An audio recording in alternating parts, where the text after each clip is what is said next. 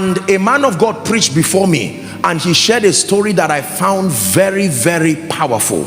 Pay attention to the story. This is what he said: that there was a senior advocate, I think in this country or so, or around the world, very senior legal practitioner, very wealthy, very successful, influential, one whose name is a key.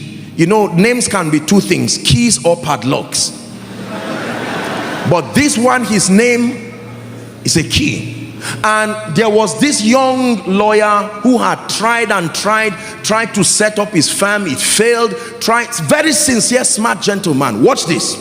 And he was really frustrated, and he went to God in prayer and said, Lord, change my life. Things have to change. And every time he would stand, he would see some of these top clients, institutions running around to talk to that senior advocate, to help them, you know, in all kinds of legal services. And these people would be bidding for millions of dollars. And that gentleman felt life was so unfair. I'm just looking for a fraction of this thing. Look what they want to give this man, and he's leaving them. And what kind of thing is this? When God wanted to help that gentleman, this is what happened. In the presence, I think they were at a conference, and there were several people, businessmen, billionaires, other lawyers, the captains of industry. And this young man came and cried and said, sir, please help me. Please change my life. And the man said, okay, I will help you. And he said, follow me. And he came out of the veranda, and everybody was looking at him. Oh, this is that our senior advocate. What is he doing with this guy? Then he began to talk with him. So how are you? How is your wife? I said, sir, that's not the issue. He said, just talk to me. And they were walking together. How are you? Are you eating well? Are you taking care? And he was angry. He was saying, sir, the issue is that I'm hungry. And the man said he walked with him.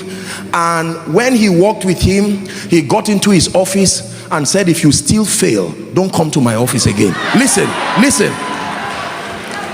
Do you know what he was doing? People were saying, who is this man?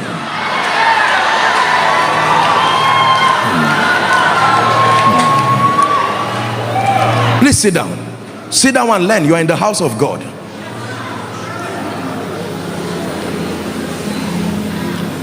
The gentleman came out, true story.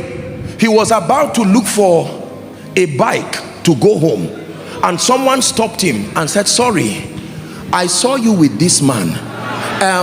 Listen. He did not even ask him if he was ill. He said, sorry, we've been trying to get him to negotiate a deal for us, but our rate, can we work with you? And he mentioned a rate that was a breakthrough, and the gentleman was wise to compose himself.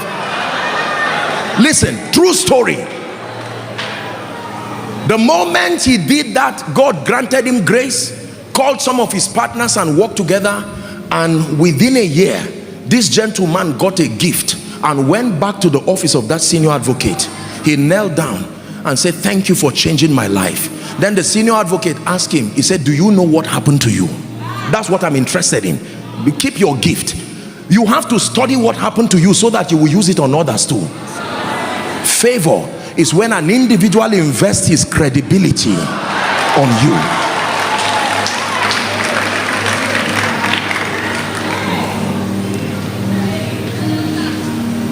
Listen carefully. Who likes you in this kingdom matters.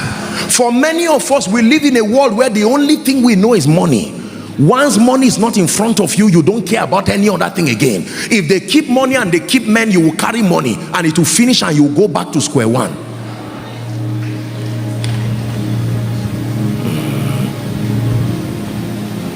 There are 7 currencies that we use to purchase realities in this kingdom. Everything is bought. There are 7 currencies. The least of them is money. I pray for you, Koinonia, from the depth of my heart. May you never be so poor that the only thing you have is money.